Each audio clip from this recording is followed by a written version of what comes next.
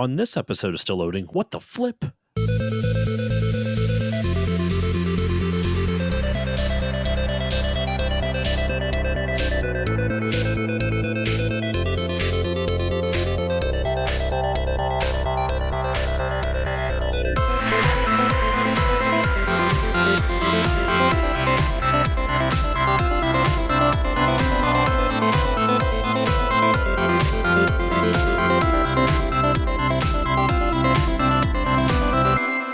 Hello, everyone, and welcome to this new episode of the Still Loading podcast. I am your host, Josh Koval, and today on the show, I am welcoming back two guests, two friends of the show. They were on this podcast nigh a year ago to talk about feature phone preservation. Feature phones, for those who don't remember, are Japanese flip phones that basically were, in essence, flip phones. They did a lot more than just flip. I promise you that. But they were very big in Japan in the mid to early 2000s before smartphones kind of became a thing, and they did a lot more than what we're used to over here in the States. Their games were a lot more advanced, and so I had the pleasure of speaking with my two guests here a year ago, Naoya Shinota and Rockman Cosmo, to talk about the state of preserving these games because it was almost all digital. It was pretty much all digital. Not pretty much. It was all digital software. So there was no physical versions unless you count individual phones that had them installed on there. And all those services are going away. We're going away and are for the most part gone. So unless you have those phones back then, there's no real way to play them. So these two wonderful people have been working over the last year since we last spoke to them to preserve more of these games. So after that long-winded intro, I should at least introduce my guests here. So Rockman, Naoya, how are you both doing today? I'm doing pretty good. Thank you for having me back on. I'm doing good as well. Thank you for having me back on. Thank you for coming back on and setting aside some time for this. I'm very much looking forward to our conversation today, but it's been a hell of a year for you guys. You made a whole bunch of podcast appearances besides this one, Tokyo Game Life and Retronauts, and probably others that I don't even know of off the top of my head. I know you were on Hit Save prior to mine, and it's just been a crazy year for the show. So I guess before we move on, like, what was one of the big highlights for you guys over the last year, and just in terms of how what you've been able to do to get the word out there on feature phones? For me, it really was Retronauts. I think that was probably my favorite opportunity. I mean, it's like every single one of these opportunities that I get to speak about these phones, it's always, I always think it's special.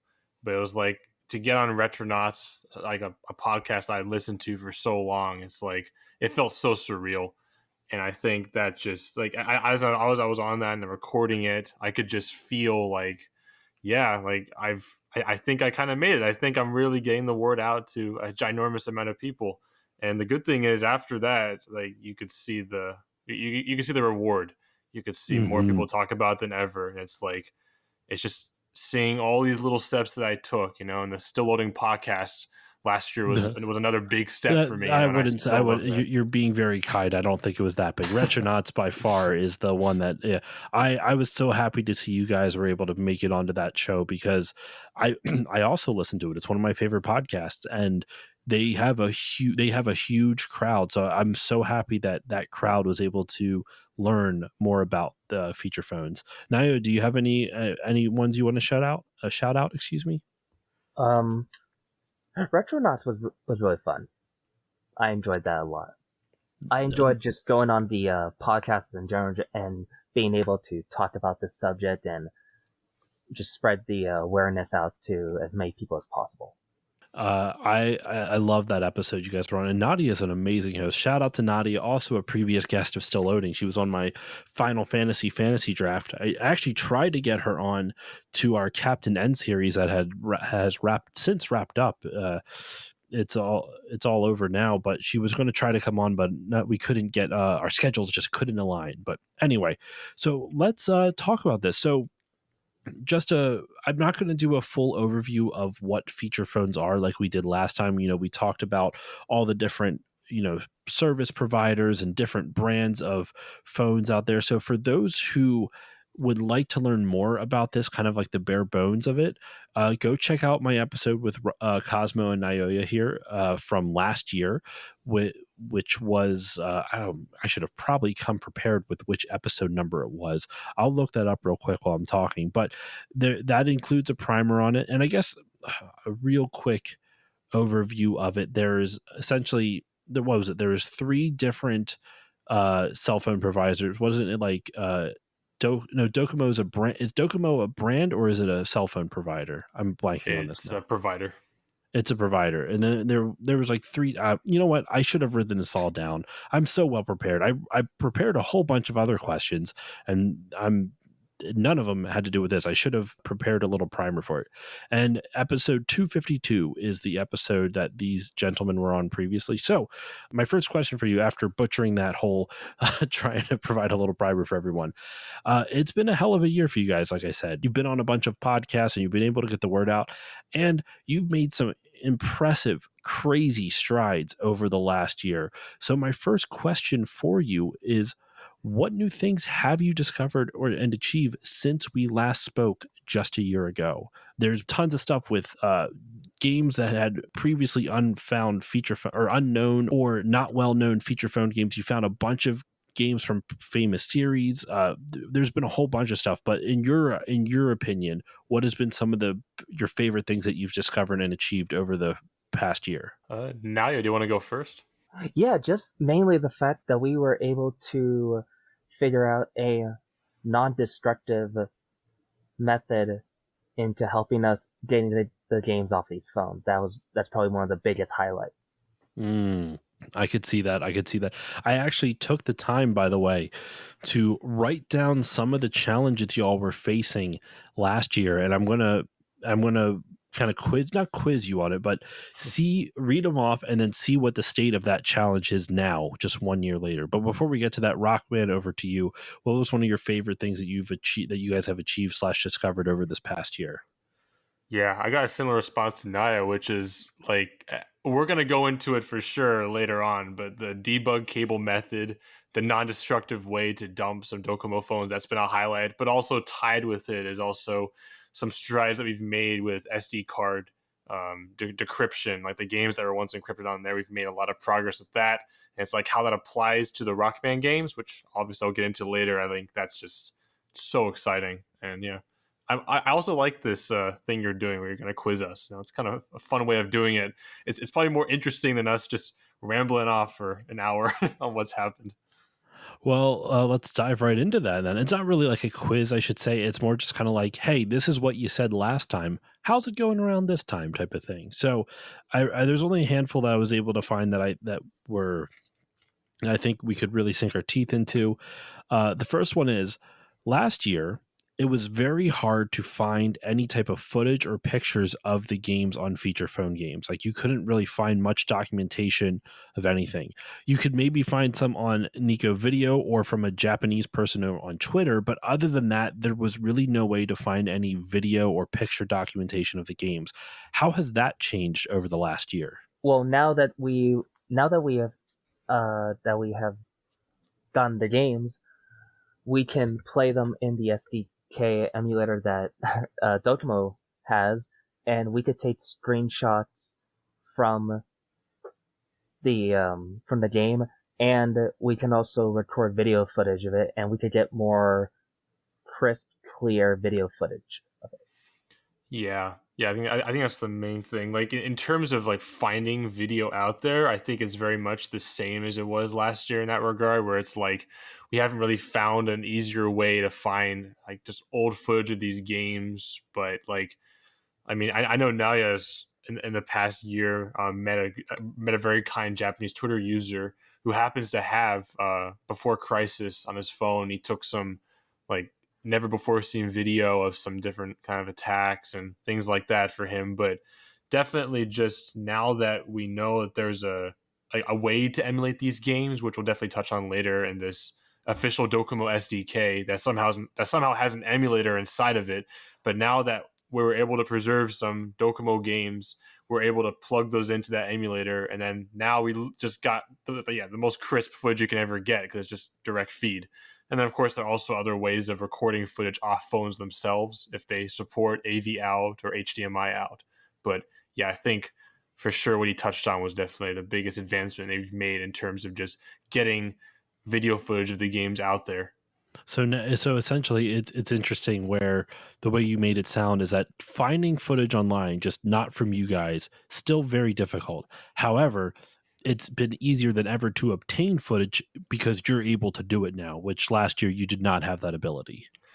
Yeah, Right. basically. And I guess we did technically have that ability because, as I said, there are some phones that do support video out and HDMI out, but like a year ago, not a lot of us had the right adapters to plug in and record it. But like over the past year, I was crazy enough to get this absolute mess of cables in order to output some of the video from my phones to my computer. And even like about 2 months ago, I did a live stream on YouTube where I streamed myself playing these phone games via OBS, and it was just like, What? I should have told you I about it missed this. actually. Yeah, you missed it, but I think I screwed up with my mic though. My mic was really soft, and the games were really loud, so you could barely hear me over the gameplay. But that was my first time streaming anything anyway, so I digress. But yeah, that's definitely a way I think that I guess, well, both of us, I mean, we knew a lot about Japanese feature phone game preservation last year, but I can definitely say that everybody knows more now than they did a year later. Like probably a year ago, if you asked me how to output video from these phones, I'd tell you I have no idea. So it's like it's also just an accumulation of knowledge, I think, that's allowed us and other people to do much more with these games. That's awesome to hear, though. Like it's interesting that you say that you don't know if you've got that much more information on this, but it feels like you have, but just because there's been a lot more breakthroughs. Like I remember a couple of the viral tweets you had, specifically with the Devil May Cry one a couple months ago. I mean, that might have even been like 6 months ago at the time we're recording this, or like back in the summer. But it seems like you've just found more and more things. But maybe it was only a handful of breakthroughs, but you're able to apply it to a whole bunch of different games now. Is that more accurate? Yeah, that's pretty accurate. All right. So, next question from the last episode. Games were you were able to rip games from the micro SD cards, but they were encrypted. And encryption, at the time you spoke to someone who said the encryption was going to take longer to decrypt than the heat death of the universe. What is the state of that now? Because obviously some breakthrough had to have occurred, because you mentioned already before, there is a way to rip these games from the phones without damaging the phones and now without like breaking anything. Well, one day, someone joined our Discord, and this was around a year ago, and they told us that they had firmware dumps of a Docomo phone, the P-01F, and at the time that was unbelievably rare because no one has been able to get a single firmware from any of these phones. And then on this person's blog, looking at it, and he shows a picture from the USB from a UART manual that Docomo provides, and he was saying how if you modify some parts of the cable, you can put it in Panasonic IPL, OMAP, OBEX mode, and I just thought to myself, wait, what is this? And everyone got really curious about this. And then so everyone started tinkering with it, we started asking questions, and what happens is we took some pins on a FOMA micro USB cable.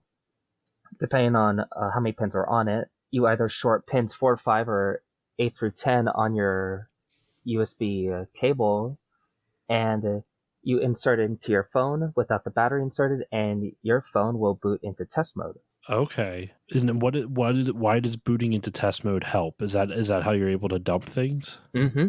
Yes, with this and a script called KT Dumper, we are able to read the the file system, where we're able to dump the contents of the phone. So by that method and opening up the test mode, that was able to pretty much open the floodgates for a lot of the stuff you were able to do throughout this year.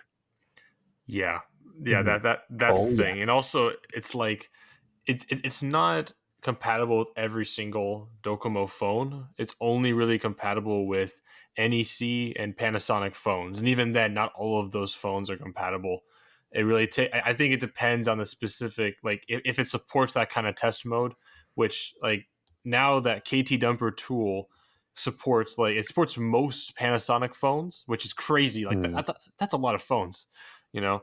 But it's like each of these phones uses different types of file systems. So it's like even if you use this cable, this debug cable as we call it, and we rip the file system off the phone, some file systems are harder to read than others. So then it's like, okay, we got this mess, but now we have to find a way to read some of these file systems, and some of them are pretty hard. Like for example, we'll probably get into some of the games that were preserved with this method, but there's like for example, one of the games that was, well, one of the phones that was dumped by me, weirdly, because like I don't really have like a ton of hands-on experience with dumping phones, but for the first time with this method, one of our kind team members, named Ellen RC, she was able to send me a custom modified debug cable, and I happen to have a P01A phone, which has the Kingdom Hearts coded Olympus Coliseum demo preloaded on there.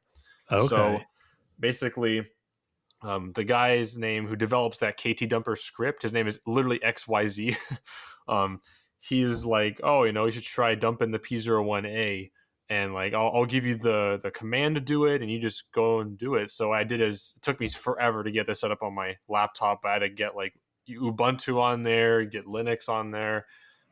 There are tons of problems with that, getting Linux on my computer. But after all of that headache, I was able to run this script, and yeah, I was able to just dump the file system of that phone. So technically, I preserved the Kingdom Hearts coded demo, but as of the recording of this video, they're still trying to figure out the file system on this P01A, because apparently it's just, yeah, it's very strange. It's like they got like a bunch of what is it? They got a flash translation layer and two different chips, and that the data split between there. So it's like even with this method, it's not like, oh, all right, I plug in a cable and then all the data is there. There's still more work to be done, but this, as we'll see, is a big step forward in things. So that was like, I guess, the non-destructive way, that method. But you were also asking about like the SD encryption, right? Like the games that are encrypted.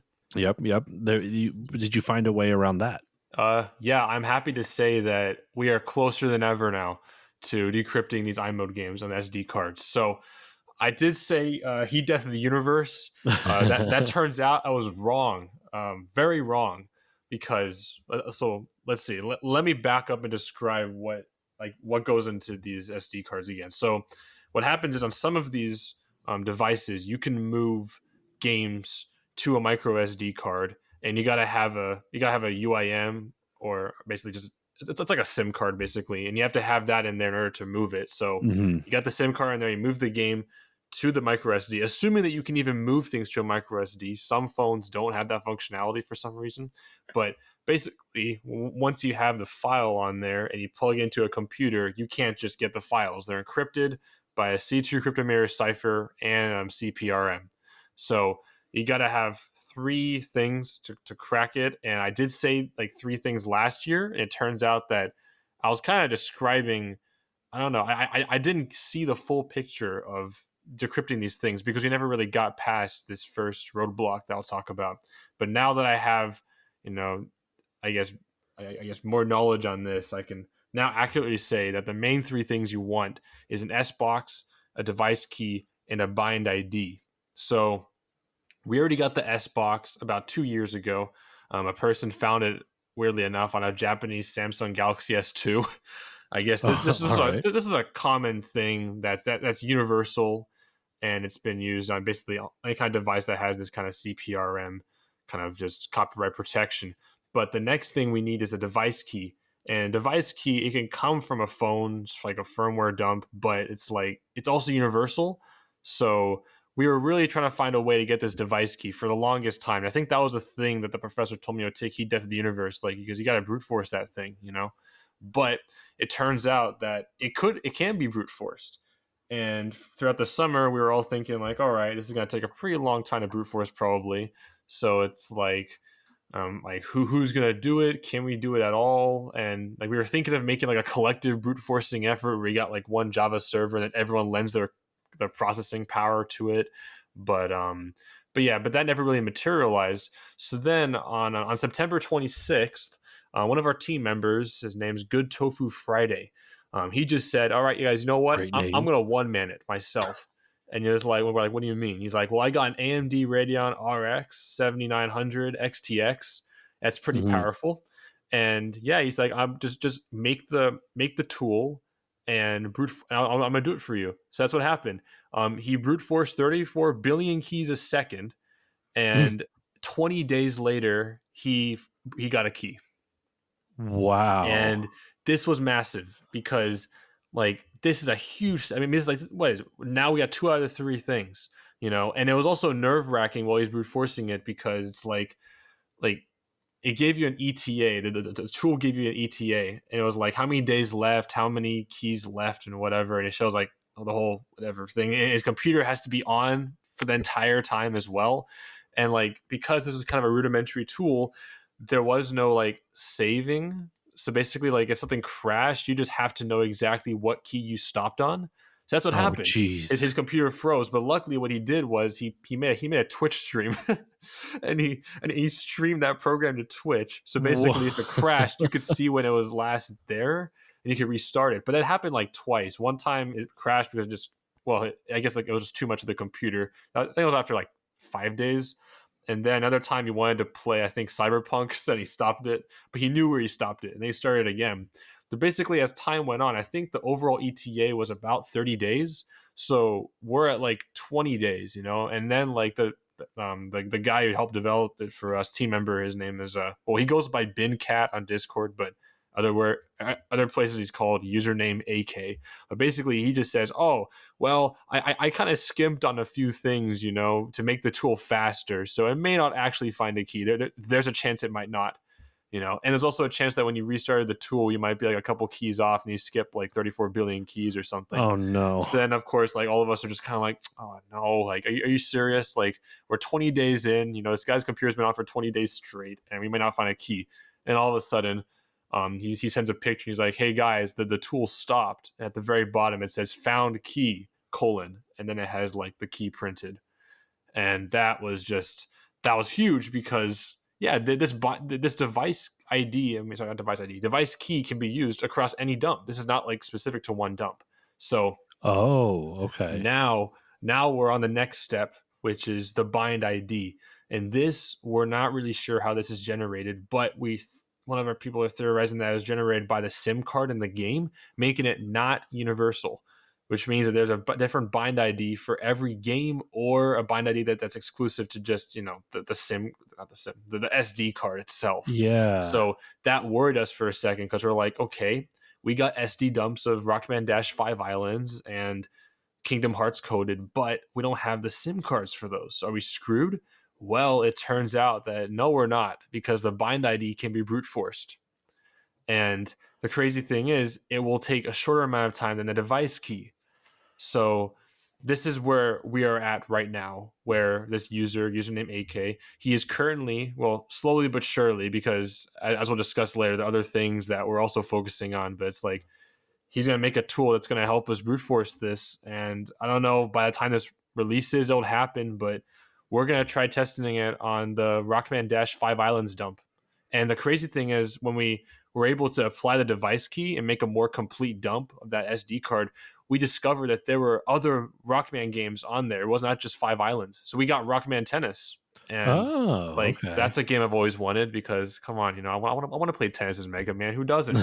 So yeah, I think there's about 5 other games on that card, other like Mhm. Mega Man mini games. But basically, like once we brute force a bind ID from that, we would have done it. We would have decrypted a game for the first time off an SD card, and then we will try doing that to the Kingdom Hearts Coda dump, brute force that. Now, of course, I'm throwing around brute force like it's nothing, but obviously that takes like computing power and someone's GPU. And like one of our team members did buy like a crypto mining like setup. Like Oh, jeez. it was like a yard sale or something. It only cost like $200, but it was like a couple like GPUs there together.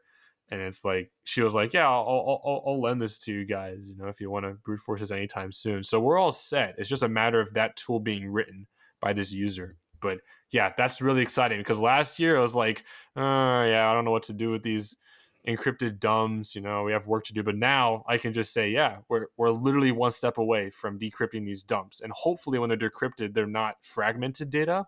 But from what we can see when we use a device key on these dumps, we're starting to see names of the games and other little fragments of data, which means that there might just be full game files under this encryption. So, yeah, That's really, really amazing. exciting. And then once those game files are decrypted, you can dump them online. And assuming you'd be able to put them on like emulators and stuff, if there is an emulator for the different phones and whatnot. Exactly, yeah. That's amazing. You kind of answered one of these last two I have here. One is you have to find a way to dump the phone's firmware to break the last layer of encryption, which you kind of spent the last little bit talking about, both you and Naoya. You talked about putting the phone into test mode and you're able to dump it, so the firmware was able to be dumped, and then you mentioned everything about the encryption here, so that all has been answered already. The last one I have is that some phones need to be connected to 3G to connect to Wi-Fi. Oh no. Is there still issues with that involving the preservation? I forget exactly the context in which that was, but is that still an ongoing issue? So that is specifically only just for the 945SH. If you do have a Docomo Wi-Fi phone, you can still use Wi-Fi, at least to my knowledge, without any restrictions. The only thing it'll restrict you from doing is downloading iApply or using the iMode web browser. But other than that, the phones like N906IL, CA01C, the Docomo phones that have Wi-Fi can use Wi-Fi so long as you connect to a Wi-Fi network. And no SIM Yeah, card I is think needed. isn't the 3G thing only for SoftBank phones, Naya? Yeah. I can't speak for AU. I know there is one AU phone that does use Wi-Fi, but I haven't looked into that. Okay. So you mentioned at the beginning of that only is it one specific phone that has that issue? You mentioned a bunch of letters and numbers. I wasn't quite sure what I'm assuming that's a specific like model of phone. For the 3G Wi-Fi phones, Yeah. oh, that's the 945SH. I believe, I want to say that's the Gundam phone. Okay, so it's Get it. it's a specific phone model. Yeah. Is what that. Oh, Okay. yeah.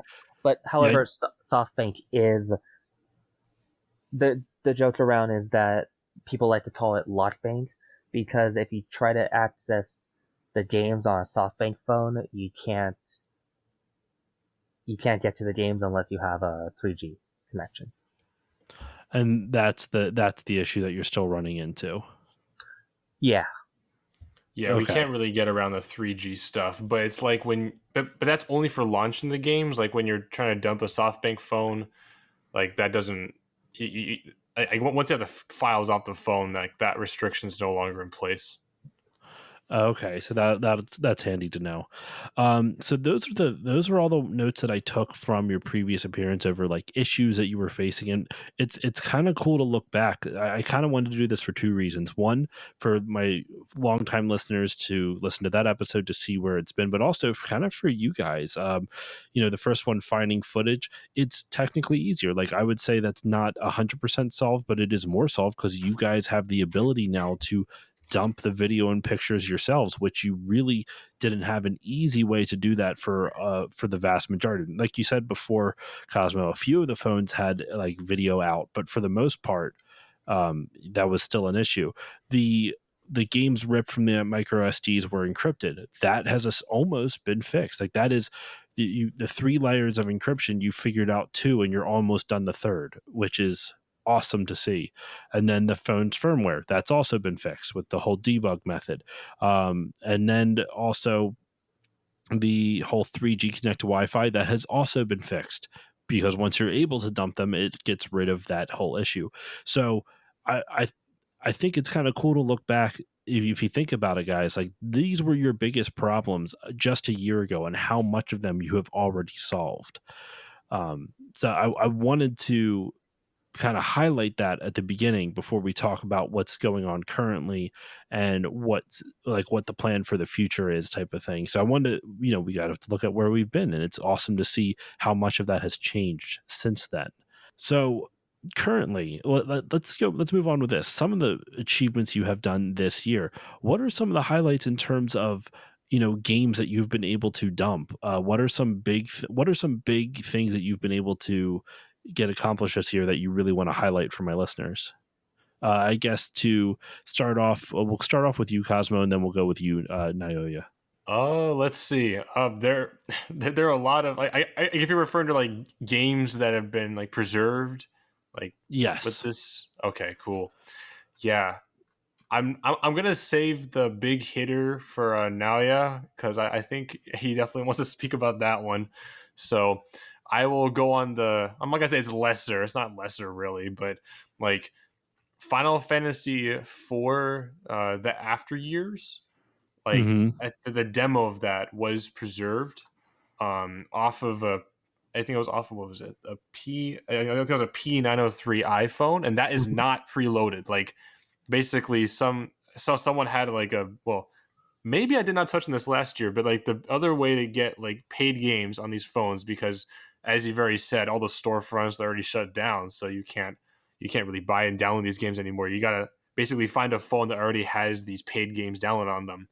And the easiest way of doing that is to just spend like 1K and go on like an auction site where some Japanese users are like, okay, I'm going to sell 500 phones all in this giant bin. I've never tested any of them, but go get them. So Oh, jeez. that's what. So that's what one of our team members did. That guy who brute forced the device key for us, Good Tofu Friday. That's what he did like a year and a half ago.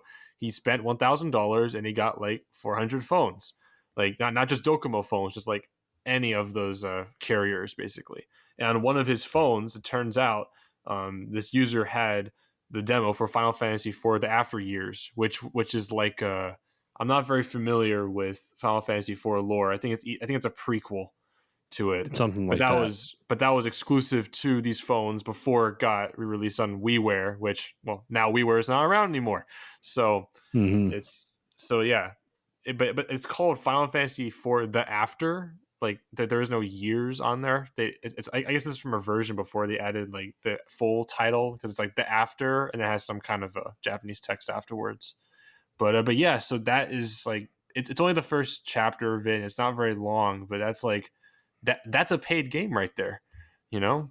And it's Mm-hmm. like that was preserved, and then I guess another game that was preserved in a very strange fashion, but it still made history.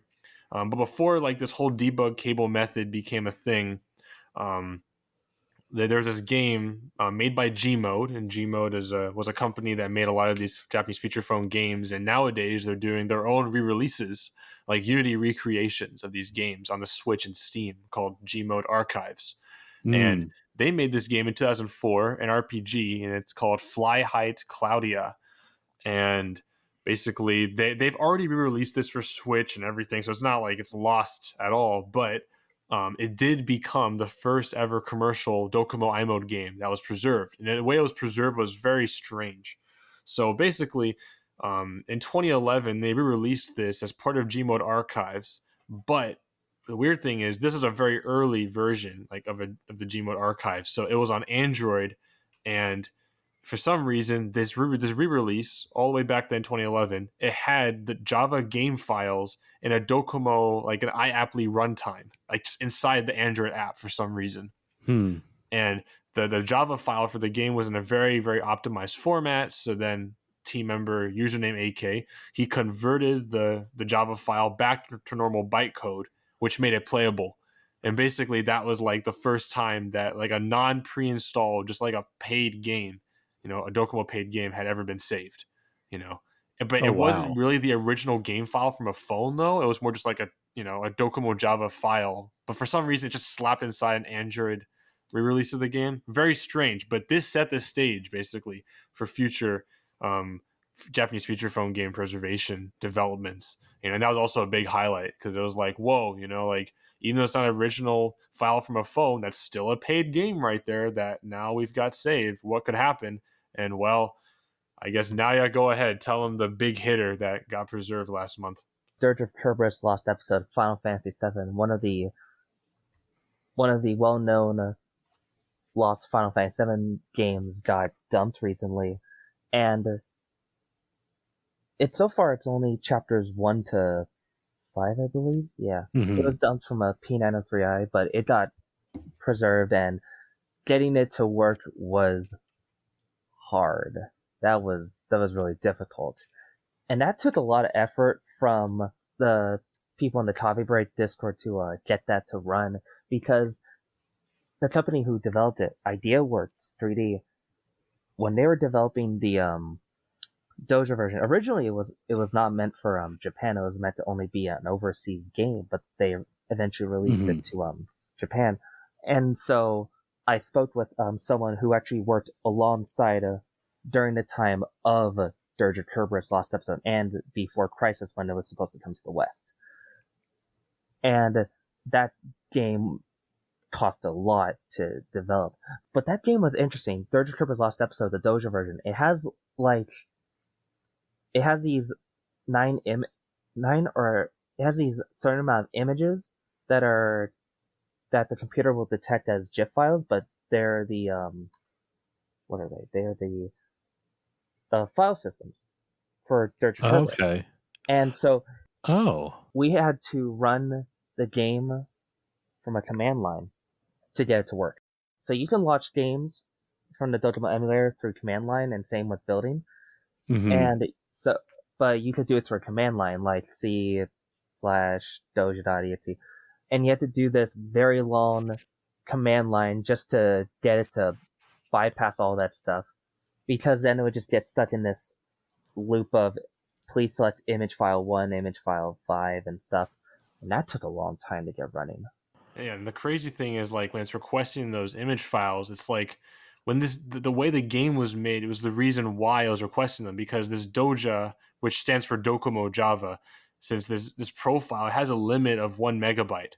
So what these guys did to squeeze more data in there, they used .gif files, and they used steganography to put game files inside the invisible .gif files, and then read off the game files from there. So they had to dig those out from the phone's file system. That's just like crazy to me. It's like, it reminds me of when you would see, if you look at like some old retro games that would appear on cassette tape, where you're just seeing game files and things. You're like, wait, you can play it, you can have a game that way. The fact that they stored game data on image files, right? I'm not mishearing that. I'm not misunderstanding that. It's essentially the computers read it as JPEG or GIF files, but in actuality, it's game code. Yes. I believe so. That I'm sorry, that's just fucking nuts. That is like one of the most wild things I think I've ever heard of. It's crazy what developers can do. It's absolutely bonkers. That's amazing. Okay, so those are some amazing achievements that you guys have been able to get through or get done over the course of this year. Since hopping on so many podcasts, between mine, between Retronauts, and between Tokyo Game Live, all the ones I mentioned before, how much growth have you seen in the community, for your community, like in the people assisting you in feature phone preservation? Has there been a huge spike since all of this, or has it been more steady growth? Like, how much has it grown? Oh, Nai, if you want to go first, go ahead. We've been slowly getting more and more people helping in terms of the technical side, but in terms of the phones now, more and more people are starting to buy phones as well.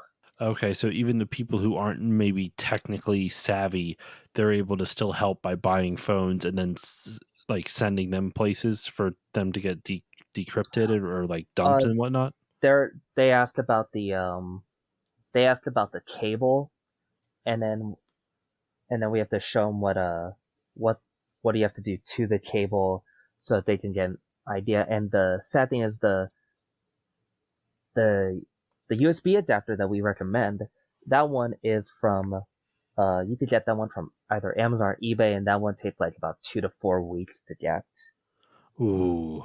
Yeah, so because we know someone who does have the full purchase version of Dirge Turbis Lost Episode. They're just waiting for the adapter to come in mail, but that'll be interesting to see, because I don't know if that is the full voice version, because Dirge Turbis Lost Episode had a voice version. Wait, so there's one version of the game with voices on the phone and one without? Yeah, because the demo is just chapters 1 to 5, and then the full version does have voice. You can find it on YouTube. Okay. What are some new challenges that you're currently facing? You know, what are some things that you guys have going on that you still are seeking assistance with? So for Doja games, the Dotemu Java games, we can actually decompile them very easily with programs like IntelliJ and JD GUI. Basically, we could view the source code of the games. Mm. And so, but the problem is they take use of the scratch pad. And I know someone in our Discord, Sir, knows how to extract content or files from the scratch pad. Sorry, real quick, what's the scratch pad? Scratch pad is this this thing that Dokemon has. It's like this special type of file that the game creates. It's like a record manager for JTME save data, basically. And okay, you just store data in there, and to my knowledge, there really isn't any external program out there that I've found to be able to read from that.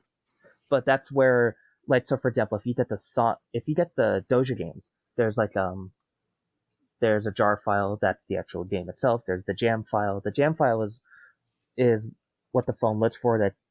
And it looks for the information. It says, okay, this is a P903i game.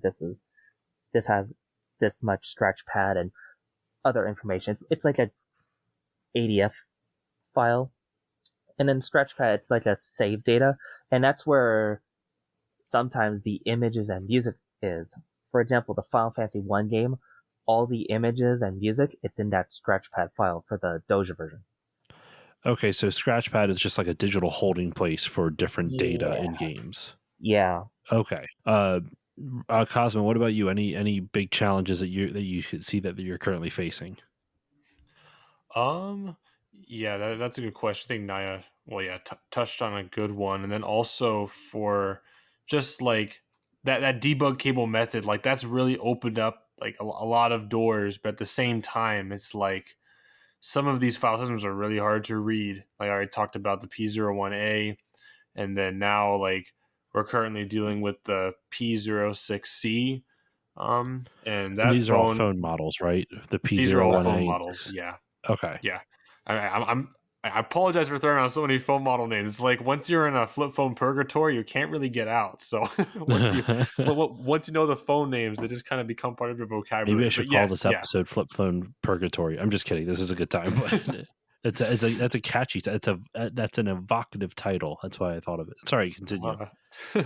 Yeah. So basically, the flash translation layer is this thing on the phone called FSR. The funniest thing is like, I mean, if you look up FSR, you don't get anything on it, like nothing. It's like it's so specific, to these kinds of phones that it's hard to find anything about it out there. So right now, users are working on just trying to figure stuff out with that, but that's not easy. And then there are other types of flash translation layers called XSR2. That's also it's also hard to get through. So it's like of course we need more assistance with that, but aside from the debug cable method, like SoftBank phones are facing really the same difficulties as like what Docomo phones had before, because like with this debug cable method, a few SoftBank phones can work with it because those select few are built just like their Docomo counterparts, but like there are other SoftBank phones that don't have the same kind of internals. So this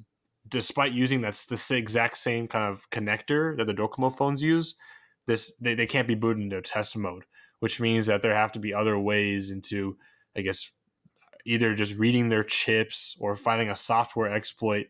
And I guess speaking of software exploits, that's probably where like the most, I guess, potential lies, but there hasn't really been a lot of, I guess, people looking into it, and that makes sense because there aren't this community is very small anyways.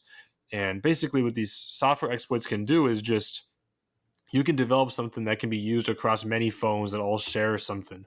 And one thing that a lot of these phones share is a web browser. And this browser Hmm. is a NetFront browser. And this specific type of browser has been exploited on Nintendo DS, 3DS, PSP, Vita, and Okay. it's like this is super viable because this version of NetFront is older than the ones that are used on the handhelds, way older, which means it's way more vulnerable. So basically, if someone could find an exploit for that browser, it could be used across a lot of phones, especially phones that can't be dumped with the debug cable as of now. And there's even the user LNRC, she even found an email draft exploit, which is crazy. So basically, she was tinkering around with our SH10C phone, which is the phone that has the full versions of the Mega Man Battle Network games on it. And Okay. she's looking at the email draft. She knows, wait a minute, the file attachments for email drafts are encoded in base 64, which means that someone could load in a custom base 64 file via an SD card or hell, even via infrared. Yes, these phones could transfer data via infrared. And then you could paste that onto an email draft.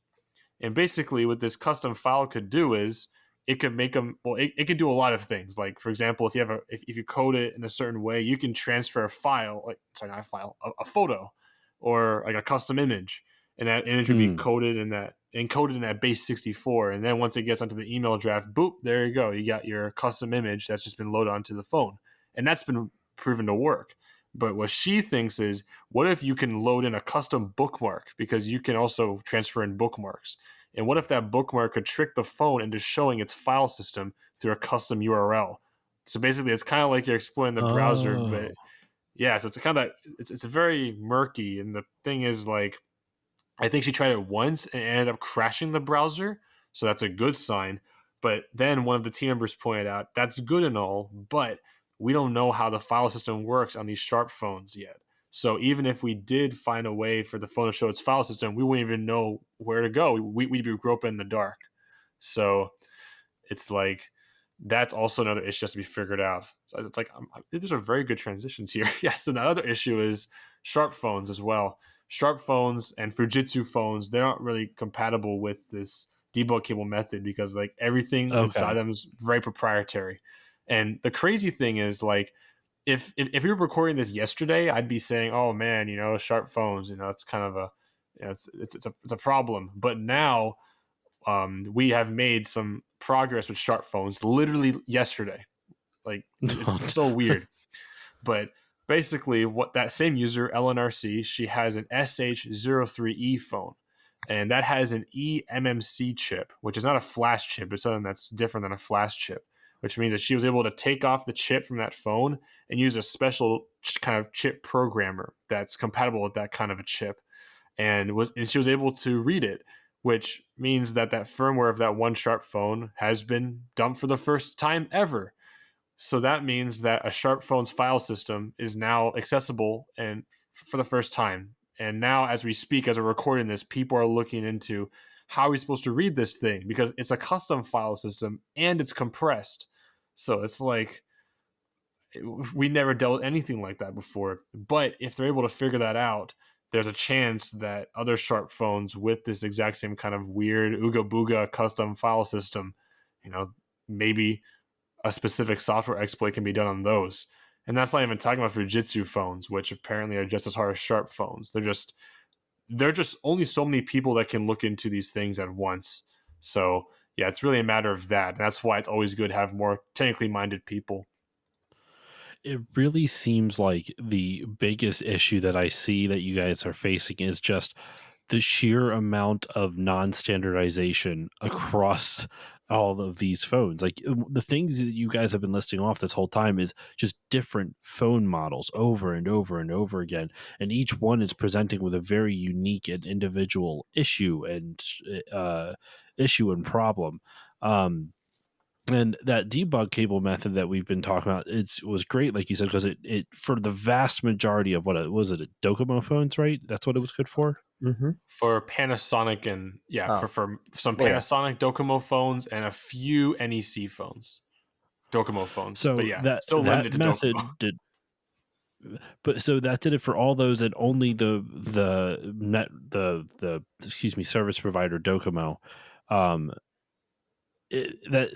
That was like that's, don't get me wrong, huge milestone. But the fact that you can still find all of these examples of other things that are going to take so much more effort because they're so niche and so hyper specific is just wild to me. Like there is just that it's just I can't even imagine what you're having to do.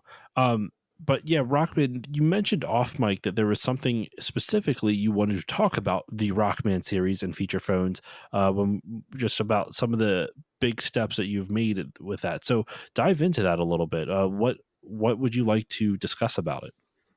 Yeah, so hopefully by the time this episode is out, the big thing will have happened. But if not, I guess it's just a good way of just seeing where we're at this moment and where we currently are if it has not happened yet. But basically, I'd already mentioned that we had Rockman Dash Great Adventure on 5 Islands on an SD card, along with Rockman Tennis and a couple other games.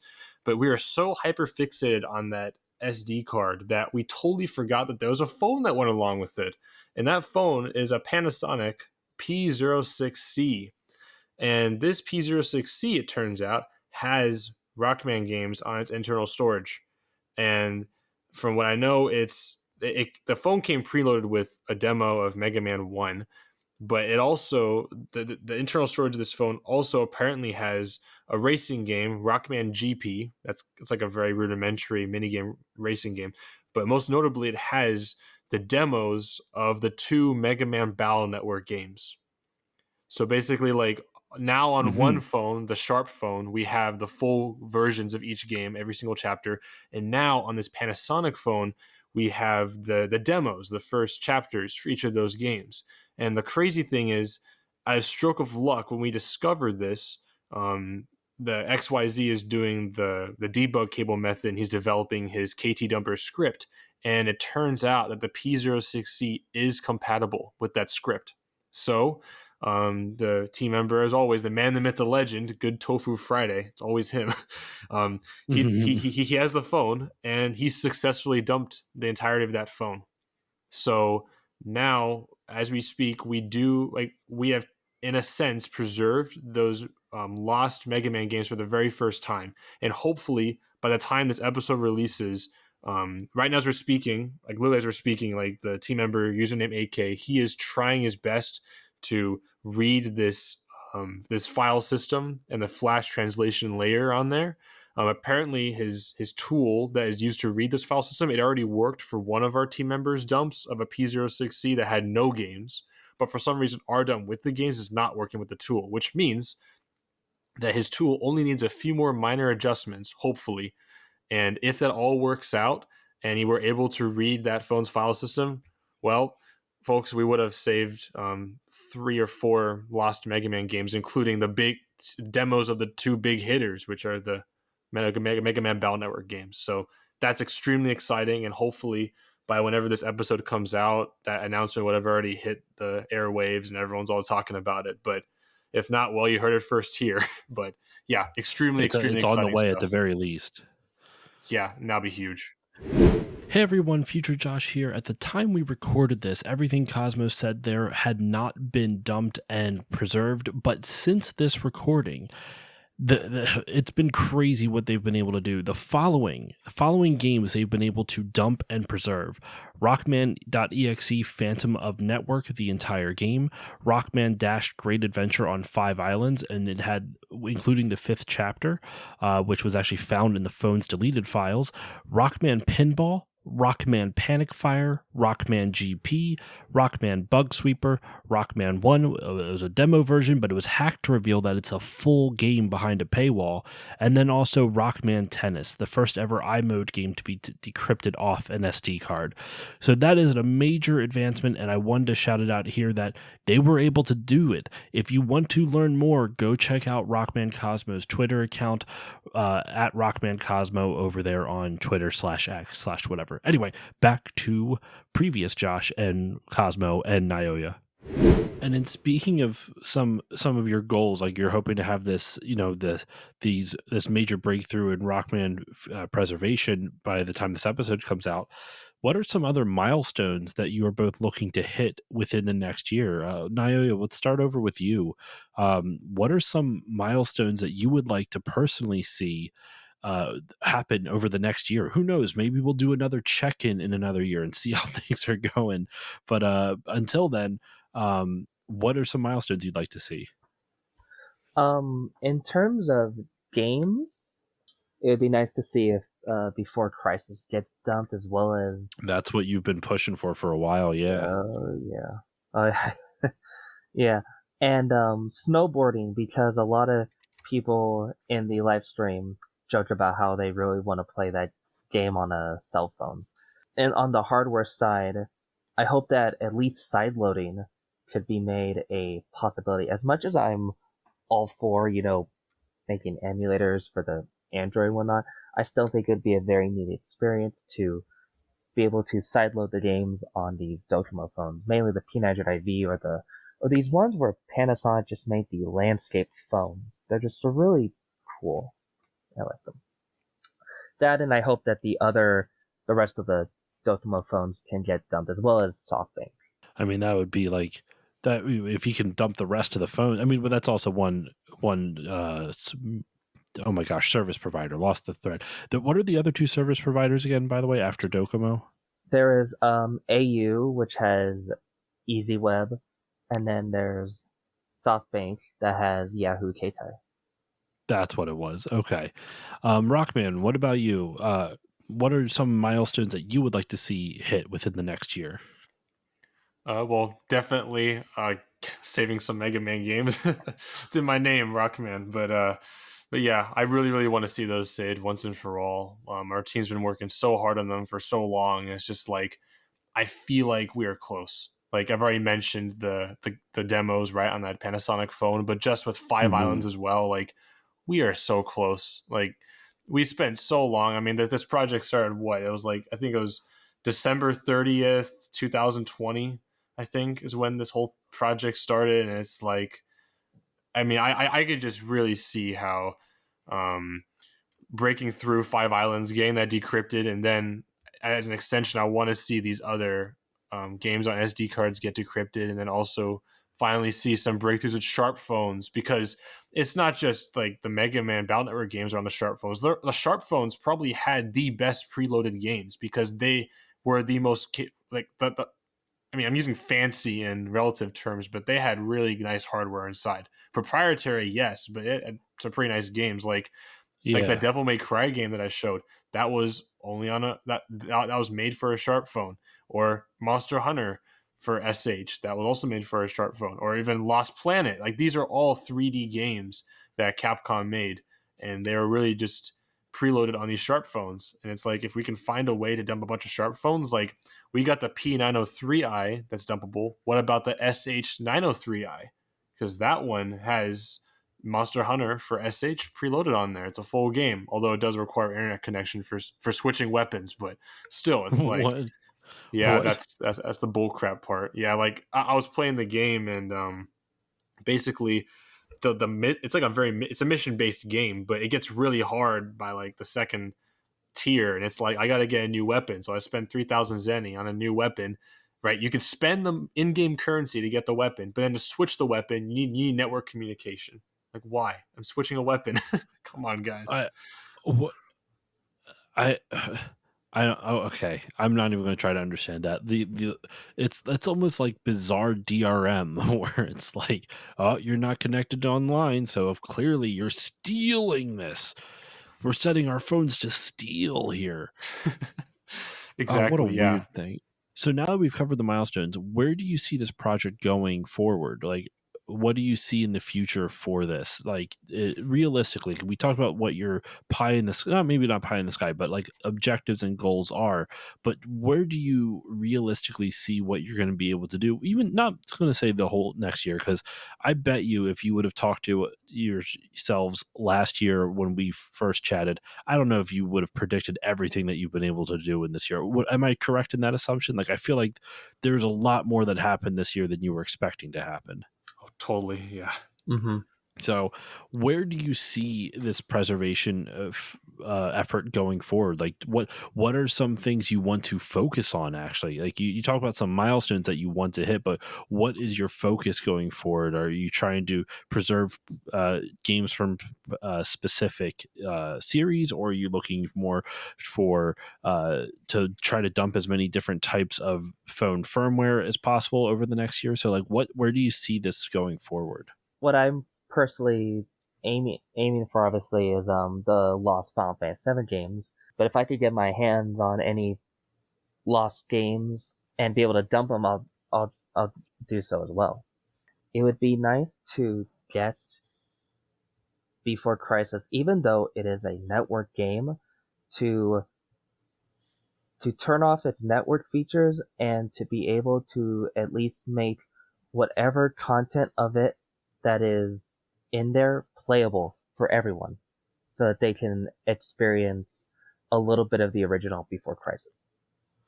You know what? You bringing that up reminded me of something. I saw on Twitter you were actually able to interact with someone who worked on some of these games, right? Mm-hmm. Yes. Did anything come of that you're able to speak of? Yes. I mean, I'm Oh, assuming some yeah. of it's not. Yeah, like what type of stuff were you able to find out? Oh, well, so I found out that the Before Crisis Final Fantasy VII game that is on my W51H, the demo, was the same one that was apparently shown at E3 2006. I had no idea a game Okay. was shown. And another thing too is Dirge of Kerber's Lost Episode. That game's failure, I found out that it was what stopped Square Enix from releasing Before Crisis overseas. So Oh, yeah, because I think that showed right there. Okay, no one overseas cares about it as much. And I even asked that person. I said, "So what network would that even go on?" And he said, at the time, Verizon was the best company that could handle Before Crisis. And for some context, Before Crisis continuously downloads data over and over again. Despite its 2D simplistic looking design, it does download data constantly. interesting. So it would have required a phone or a phone provider or service provider with really good internet connectivity or really good, I guess, like infrastructure to handle that type of phone or that type of usage, which famously the US is not really known for its good internet infrastructure. We've been, I mean, it's not the worst compared to countries that may not have good, like absolutely abysmal infrastructure, but like comparatively, especially to like countries like Korea and stuff, we are woefully behind. So I'm not surprised that if you have a game that's so heavily dependent on that, and don't get me wrong, Verizon's huge, but like it that you're really limiting yourself if you can only get it on Verizon. And for brew phones only. So brew phones on Verizon. So that's still limiting the number of phones you could play it on. Yeah, just to quickly chime in, yeah, Brew is a different platform than Java, Mm-hmm. and most of the games that we're talking about, right, like Docomo Java or SoftBank games are closer to base Java, but the Easy Web games the AU, that service provider, they initially had like Java games for like 2 years, but then in 2004 they switched to Brew, the Brew platform. So that's why yeah, they're there, but it's like when we talk about emulating like Docomo games and stuff, like they're a totally separate mess because they're not even Java. It's a whole separate platform that was developed by Qualcomm. Correct me if I'm wrong on here, but I recall seeing a video on YouTube of a Rockman Phantom of the Network demo that was on one of the AU phones, and I believe it to be a Easy Apply Java phone. Yes, yeah, because Okay, I think some of the I think a lot of actually the Mega Man games were also released for the Easy Web Service, so it Be- makes sense that it'd be on one of those phones. because the Easy Apply, those ones, the Java, they're just basically MIDP either 1.0, 2.0, which is basically what J2ME uses. However, they have some special AU API. I wouldn't be surprised. But basically, what I'm getting at is that if one gets that, J2ME loader does emulate KJX games, which is the file format for AU phones, and but for some resolution games. And so basically, if you get that, you can easily emulate that on J2ME loader with some modification. It'd be easier to emulate than brew. Yes, yeah, and actually that brings us to a good point because I think there's one thing that we didn't touch on before, which is a challenge, a continuing challenge, and Ooh, that's emulation. ooh. Um, that's a Mm-hmm. that's a big that's still a big issue that we're facing right now. It's like we did touch on this thing called the Doja 5.1 SDK, and I don't know who found it. Maybe now I can say who found it. I forgot who did it, but they found an official SDK that Docomo did for Docomo Java app, like development, iApply development, and it has an emulator inside of it. So like all these new game demos, we've been using it to test, but it kind of sucks. It's not very good with 3D games. Like Georgia Cerberus kind of runs like trash sometimes on it, and then even with 2D games, it has performance issues and has some sound problems, and like getting the emulator to run in the Oh, first place is really hard. Like it's just you guys set up directories, and it's like for the average user, it's very convoluted, and also you have to modify the games. There's a user named Memory Hunter, and what he has to do with every single game dump is he has to like separate the jar, the jam, and the scratchpad files, and you have to put them in there in a certain way. So yeah, that's pretty convoluted. And then for SoftBank games, luckily emulation is a bit better.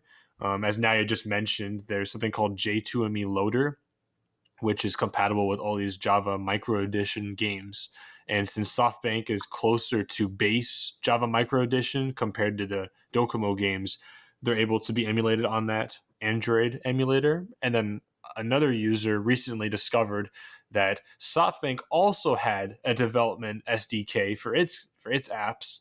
And while most of that's gone, they had an emulator inside of it called the Mexa emulator, MEXA. It's super weird, but that can also run some SoftBank games with some exceptions. But the biggest problem is emulating those easy web games, the ones that are on the Brew platform specifically, because there is only a single emulator for that out there, and it's developed by one person, username AK. He's the guy that helped develop the tool for brute forcing the device key and the one doing the stuff for the bind ID and other file system things.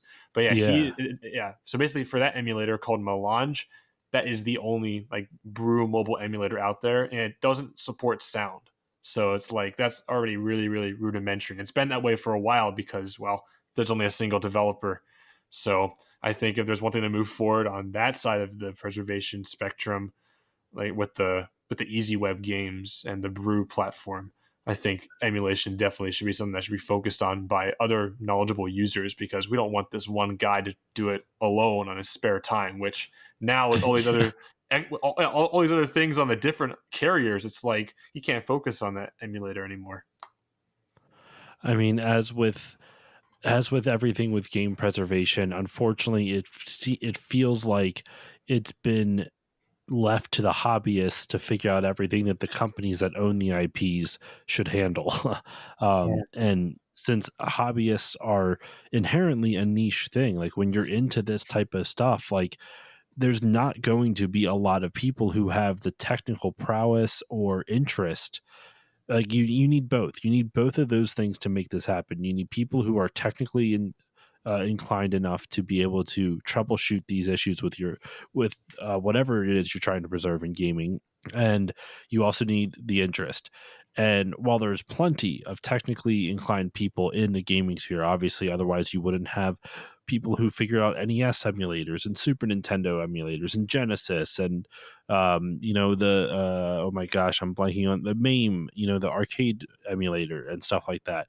You wouldn't have all that. However, feature phones is extremely niche, and so if you don't have the interest, it's going to be hard to find people who can do this. So the fact that you even have one person's amazing, but unfortunately, it seems like a lot of the responsibility for that is on their shoulders solely because no one else has taken the time to do it.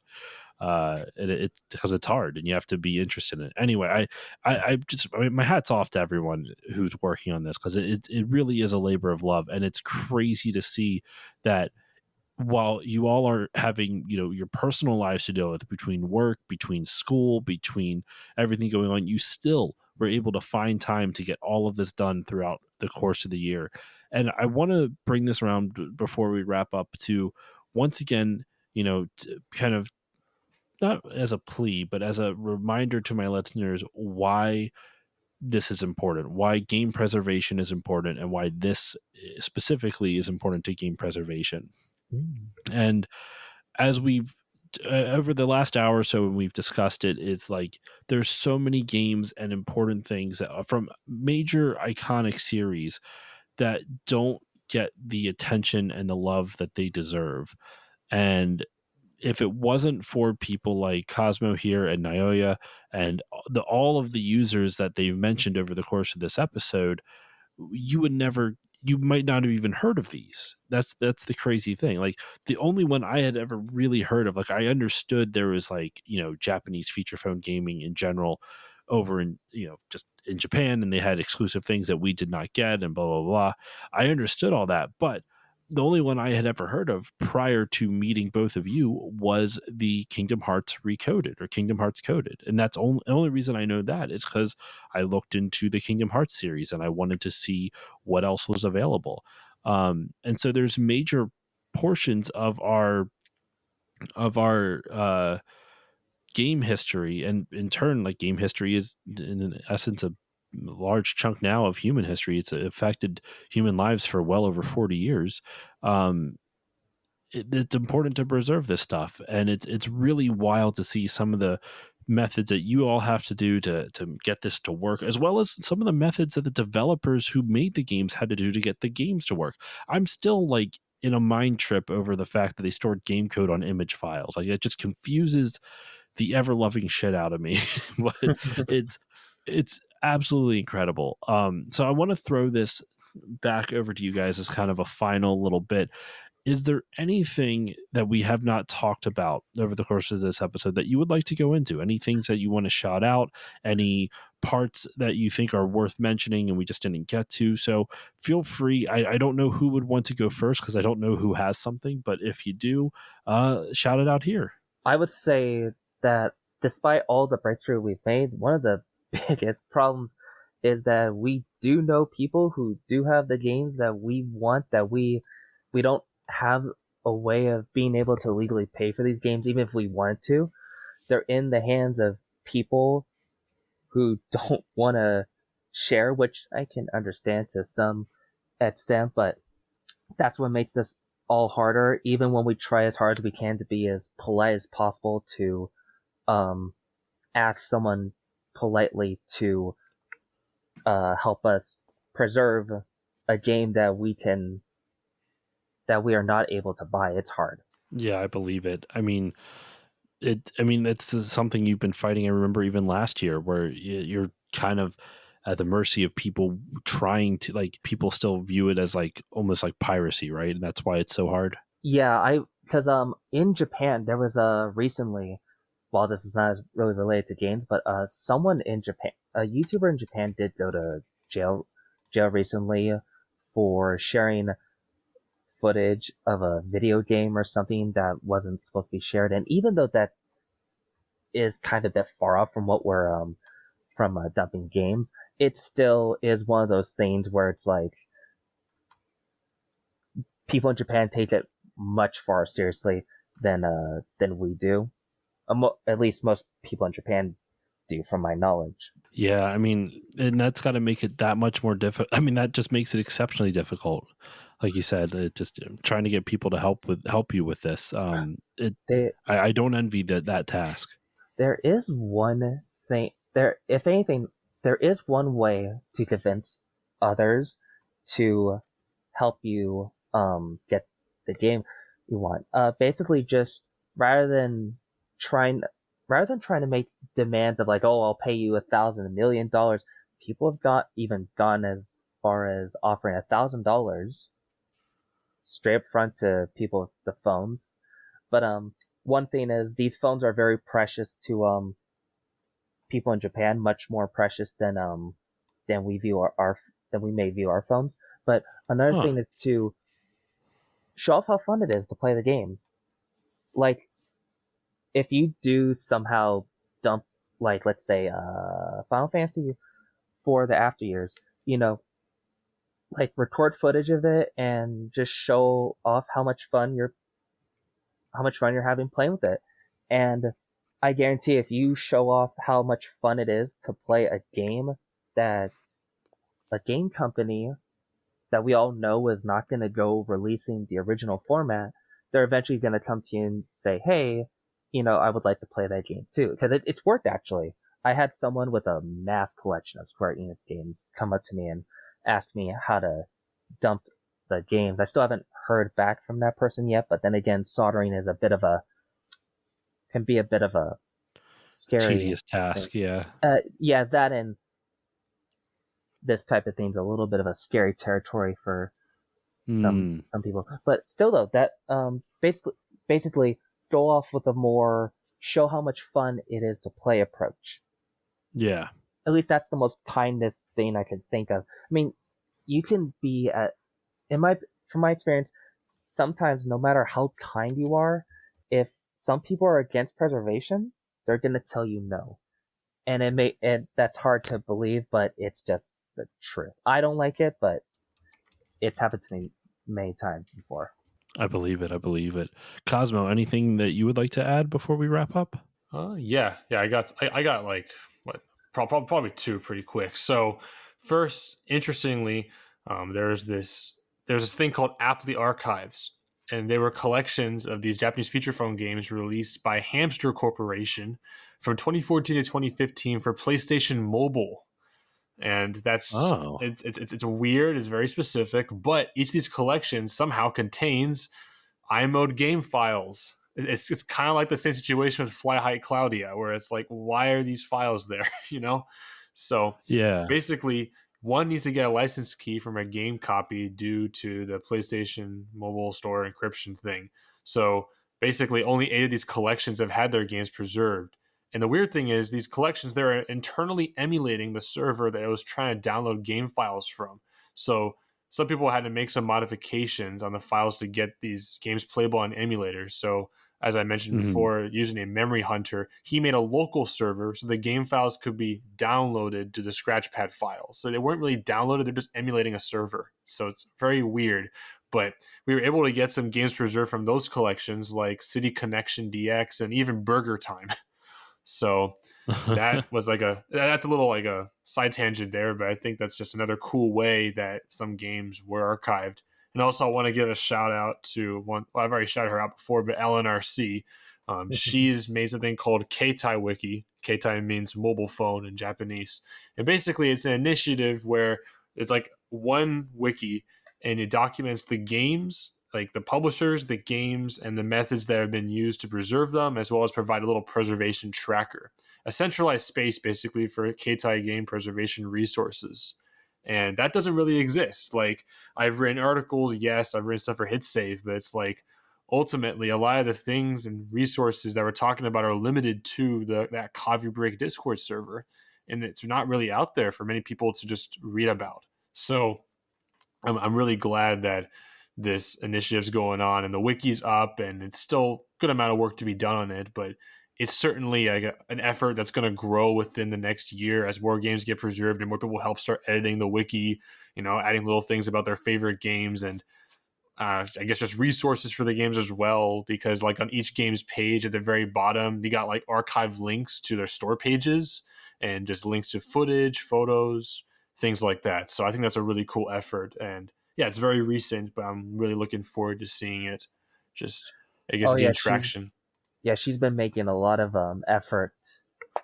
Oh yeah, And go ahead now. Sorry. no, she's been making a lot of effort in that, and also most of these articles that have been published about the IMO games back in the past, they are slowly disappearing, and also not everyone knows Japanese. Not everyone really searches in Japanese, as well as not many people know the existence of the games to begin with. All right. Well, that I think is all that we really have time for then, guys. Thank you so much for giving me your time for this. This was a really wonderful conversation. I was very detailed, and I hope this paints a picture for my listeners just how much has improved since the last time we spoke. A lot has changed, and a lot is on the horizon, which is awesome to hear. Specifically, we mentioned before, the hopeful dumps of the Rockman games, as well as hopefully soon a Dirge of Cerberus one coming soon. We'll see. Obviously, it depends on what the community is able to do, but hopefully this will also help get more people involved in the community and help speed things along even more. So, Cosmo and Naoya, thank you so much for joining me. This was awesome. So, where can the good people find you online? And I was going to say, if there's anything you'd like to promote, of course, there's something you want to promote. It's the Feature Phone Preservation Project, but where can people find all the information they need for that? So I don't know who wants to go first, but shout your stuff out and where people can get more information on this preservation project. You can find me on Twitter or x.com at Rockman It's Cosmo. Twitter. It's Twitter. I refuse to call it the other thing. Yeah, at Twitter. Yeah, you can find me on Twitter at Rockman Cosmo. That's just Rockman Cosmo. I also have a website, rockmancosmo.weebly.com, and that also has other resources to contact me there. Feel free to just ask me about Japanese feature phone game preservation at large. Also, big shout out to the Kavi Break Discord server. That's KAHVIBREAK. You can look them up, and they have their own Discord server. So if you want to get technically involved in this kind of stuff, you can always go over there. And then before Naya shouts this stuff out, I just want to say big thank you to everybody who's listened to these podcasts, spread the articles, because this has really done a big number to this. Like a lot of these new users that we were talking about, like Elena RC, for example, she discovered us through my Hit Save article. So it's like these spreading the word has real benefits, and it's worked wonders this year. And yeah, just once again, thank you so much for everything. You have a website? I had no idea. Wow. So you learn something new every day. I'm on X as well. No, I'm joking. I'm on Twitter. I am on Twitter and Reddit. Same usernames. And I'm also on Livestream, Discord. And if you have any general information about preservation, games or whatnot, no matter how, and trust me, no matter how dumb you think your question is, it's not dumb. You're more than welcome to ask any question regarding the preservation. Always more than welcome to answer those questions, because a lot of this is hard to figure out. Same name, Naoya Shinota, Naoyashinota. It's a bit of a long, lengthy name. And, well, I don't have a website, but yeah, my DMs are Not open. yet. Not with that attitude, you won't.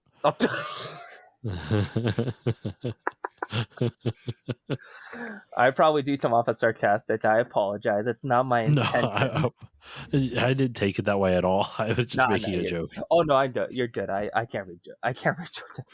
No, but anyway, yeah. So, yeah, and I'm also in the Coffee Break Discord, so you're more than welcome to message, ask questions, and yeah.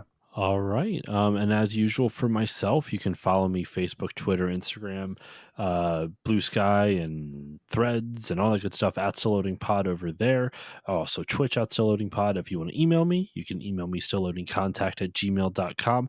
If you want to support the show, please consider giving it a 5-star rating or review on Apple Podcasts or Spotify or whichever podcasting app you use, because it helps more people find the show, and it makes me feel warm and fuzzy. And, I like feeling warm and fuzzy. You can also support support the show by going to patreon.com/stillloadingpod for $1 a month. You'll get all the episodes like this one a few days earlier at a better audio quality, and also patron voting rights to help guide the direction of the show, which Naoya here will be a fan of the previous episode, which was on Final Fantasy VII Crisis Core Final Fantasy VII. So that was the result of a patron poll, and that episode was with of course my buddy Colby over at the Switch It Up podcast. So if you want to help get more episodes like that and help pick future topics like that, please go over there. That's all at the $1 level. For the $4 level, you'll get everything I mentioned prior, plus access to 2 bonus mini episodes every month. And finally, at the $5 level, you can get everything I mentioned before prior, plus access to Still Bonding, which is my monthly James Bond podcast where me and a bunch of friends bond over 007. So that's all over at patreon.com/stillloadingpod. And yeah, that's it. That's all I got for you on this episode. Naoya, Cosmo, thank you once again for joining me. And this was a great time. And I hope to have you on again, whether it's for another update on feature phones or, Cosmo, I owe you another episode appearance on just some other game, Mega Man or Mario or otherwise. And Naoya, the door is always open to you as well. We can find something out. But yeah, I would love to have you both on for something. Thank you for having us. Yeah, thank you so much. We really appreciate this. No problem. It's always a pleasure. And with all that said, listeners, thank you all for listening, and I will see you all next time.